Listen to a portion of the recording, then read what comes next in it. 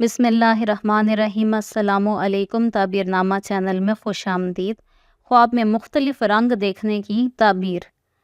حضرت ابن سیرین رحمۃ اللہ علیہ فرماتے ہیں، خواب میں کپڑے وغیرہ پر سفید رنگ دیکھنا دین کی صفائی کی دلیل ہے، اور سرخ رنگ مردوں کے لیے برا اور رنج ہے اور عورتوں کے لیے اچھا ہے، اور سبز رنگ عورتوں اور مردوں کے لیے دین اور دنیا میں اچھا ہے، اور رنگ سیاہ مصیبت ہے، لیکن جو لوگ پہنتے ہیں ان کے لیے برا نہیں ہے، اور نیلا رنگ عورتوں اور مردوں کے لیے اچھا نہیں ہے۔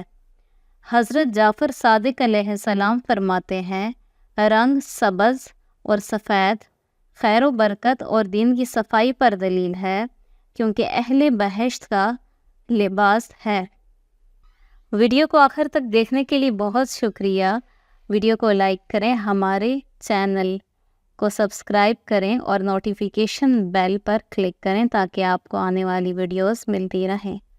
شکریہ۔